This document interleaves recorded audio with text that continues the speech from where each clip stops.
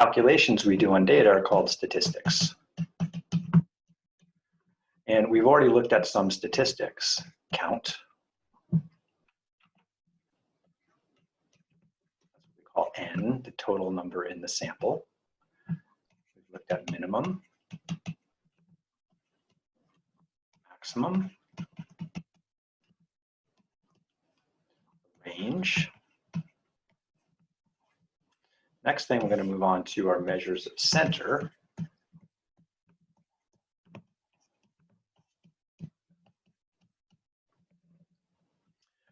First one's called the mean, aka average. And the mean just means sum all of the data and then divide by the sample size.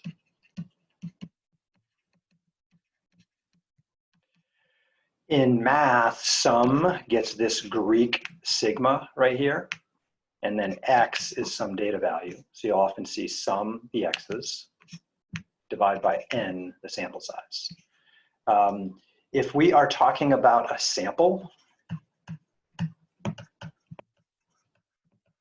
then we abbreviate that as an x with a bar over the top.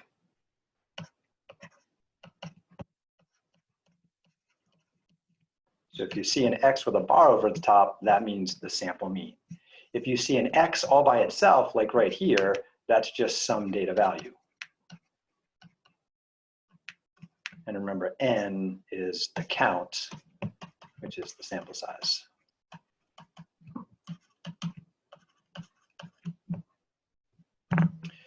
If we're talking about the mean of a population,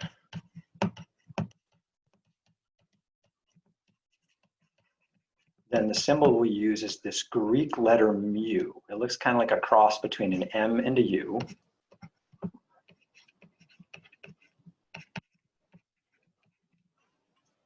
So mu is a population mean. And usually we're trying to find the population mean and we estimate it with the sample mean. So note the sample mean is often the best estimate for the population mean if it's a good sample.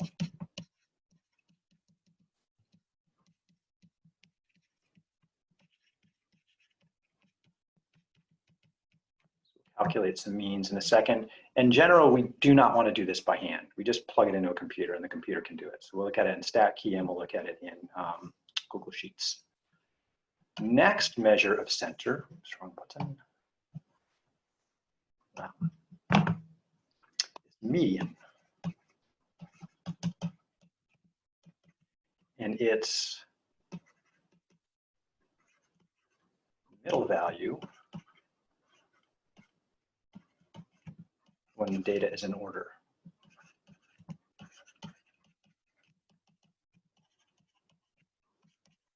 Now, slight problem with the median is there isn't always a middle number. So for example, if my data was 1, 2, 3, 4, there is no middle number. The middle is between 2 and 3. So to find the middle, if n, the sample size, is an even number, then we average the two middle numbers.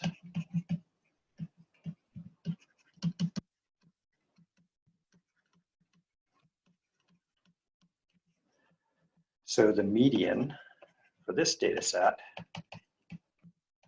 would be 2 plus 3 divided by 2. Oops, that's not 3. 5 over 2, or 2.5 would be the median in this case. And usually we use the letter M when we're talking about a sample median.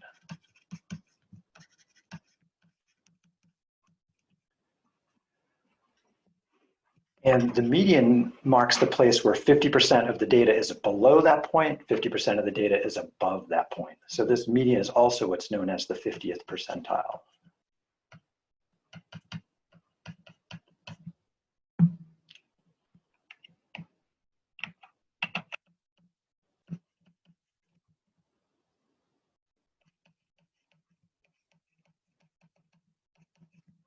And that's abbreviated P with a little subscripted 50 there. We'll look at percentiles more later. So one way to describe a percentile would be whatever percent's given, in this case 50% of the data is at or below that point.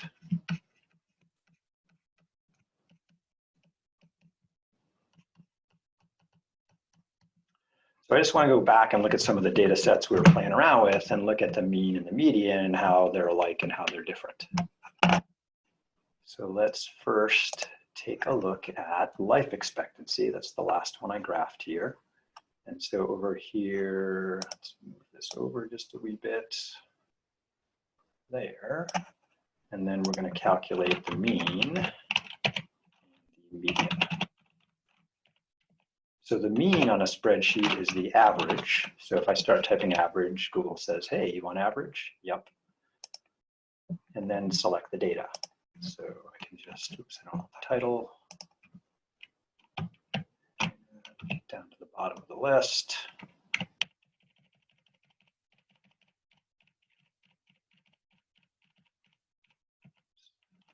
There we go, and enter.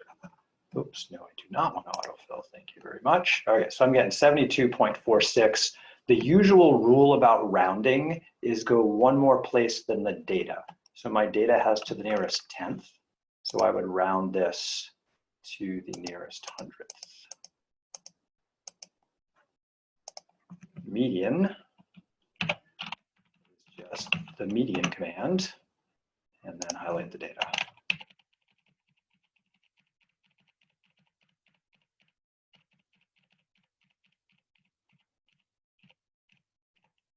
Go, close your parentheses, enter. Okay, 74.3. So depending on how many numbers were there, that may or may not be an actual number in the data set. The mean is almost never a number in the data set.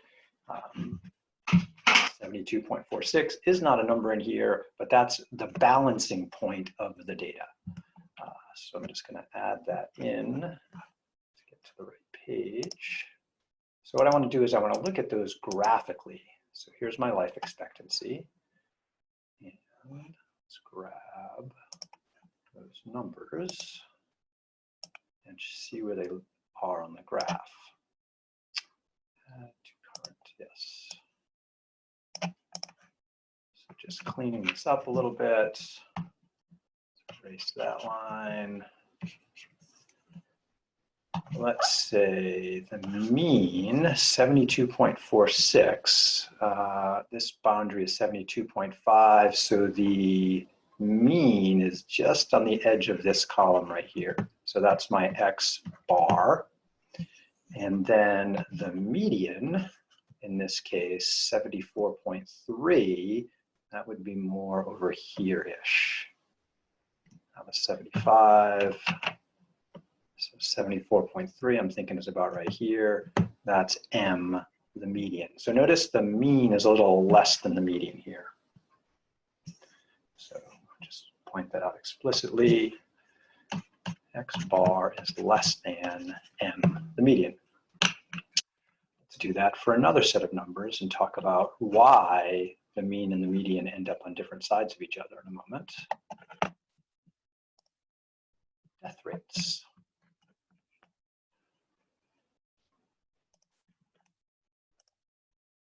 So again, I just want to calculate those, move this over a bit. Mean, median equals average for the mean, highlight the data. And it actually doesn't matter if you highlight the word, it will ignore it. That's my last one. So, no, thank you. So just to double check that, I were to find the mean by doing the average of the entire column, hoping there's nothing else in there that's going to screw this up, I should get exactly the same number. So notice I do have the exact same number.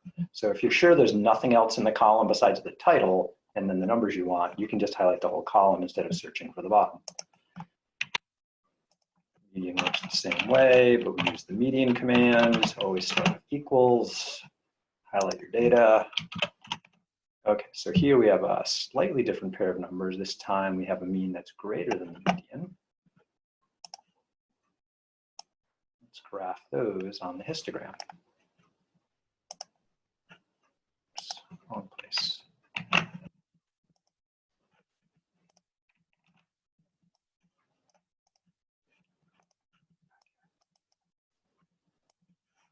Okay, so 7.7-ish. Let's see, how many decimal points did that have? 7.68 is, I guess, what we would round that to. The data had 1 decimal point, so we go to 2 when we make a calculation. So 7, but it's hard to graph that much accuracy here, so I'm going to call it 7.7. So 7 would be right in the middle. 7.7 would be over here more, pretty close to 8. So that right there is where I think X bar lives. And that's my mean. And then my median is 7.25. So if 7's about here, 7.25 should be about there. So that's M. So in this case right here, I have median is less than the mean, X bar. A little bit different than before. And I'll explain the significance of that after one more example. Let's see, show desktop. Let's look at birth rate. This one definitely had a skew right, for sure. And let's calculate the mean. Bottom.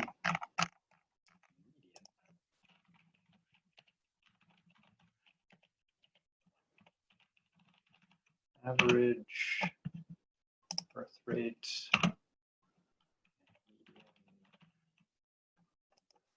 Oops, I forgot to finish typing it.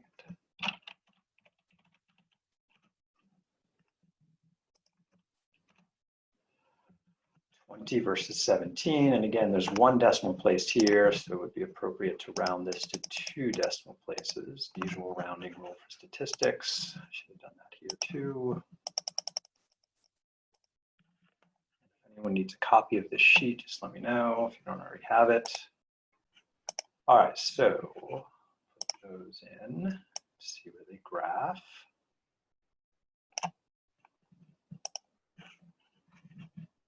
Wrong chart.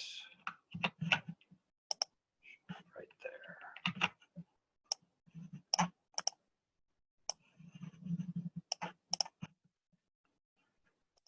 Okay, so the mean is pretty darn close to 20.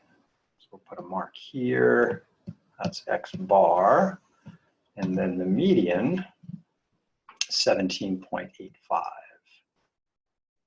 So there's 15, 20, 17, 18. So that's probably about right here. Median. So on this one right here, I have the median is less than the mean. So what's going on here is the mean and the median sometimes give us information about the skew. So the median is just the number in the middle when we put the numbers in order, right? It does not care what the highest number or the lowest number is. It just says, hey, I'm in the middle. So if somebody said, well, there's a country whose life expectancy, or sorry, birth rate is 65, that would be out here more. It wasn't really 50. So I replaced the 50 with a 65. The median will remain unchanged. The mean, however, that higher number is going to be part of the sum, is going to pull the mean to the right. So the mean is more affected by numbers on the edge of the data set. These are called extreme values. So let's look at an actual example and see some numbers change. But notice here, this has a skew to the right. The mean is bigger. This had a skew to the left. The mean is smaller. These smaller numbers are pulling the mean away from the median. If the data was perfectly symmetric, the mean and median would sit on top of each other if it was perfectly symmetric. So let's take a look at a stat key example. So here's that box plot of the mammals, and the maximum right now is 40. The mean is 13.1, the median is 12. So notice the mean is bigger than the median, and this is skewed right. That maximum of 40 is pulling the mean to the right, toward the larger side, the tail, from the median.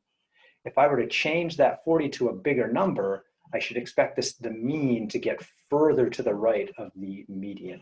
So I'm just going to go and edit the data. And where's that 40 here? There's the elephant.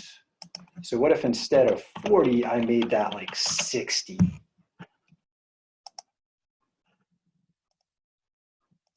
So there's much more of a skew here, and the mean is even bigger, but notice the median is still 12.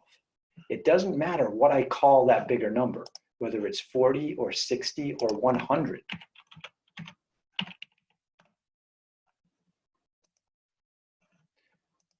The median is still unchanged. So as long as the data set's the same size, it doesn't matter what the max or the min are, the median is that middle number. In this case, it's always 12. The mean is going to get shifted depending on those extreme values. They're going to pull left or right.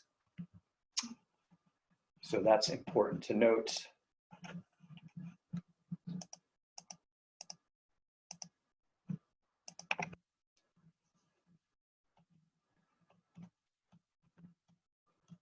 The mean is directly affected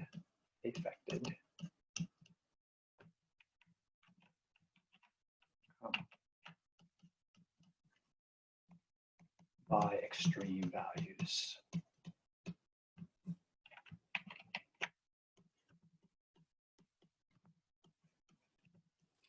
Whether those extreme values are just the max or the min or numbers near the edge is a whole nother story. And then they could be outliers. So that's one thing we need to take a look at. Next class is the idea of outliers.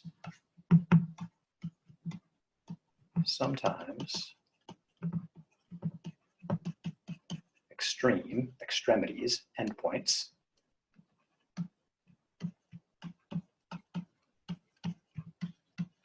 are unusually large or small compared to the other data.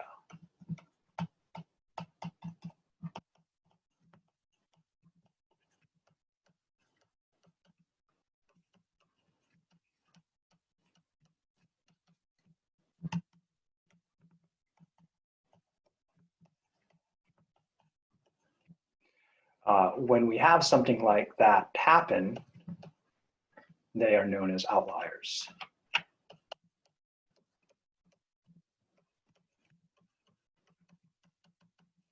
Now, at the moment, we have the maximum number, the minimum number, the range, the median, the mean. We need some more statistics to be able to identify those outliers more carefully. So to identify these outliers, we need more information. Right, these unusual values.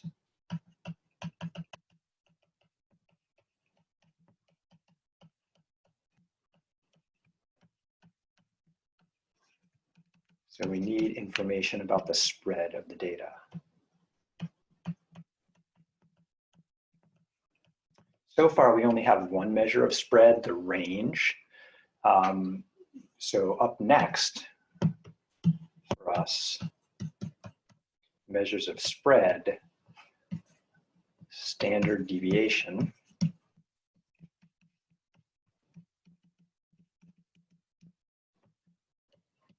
and percentiles.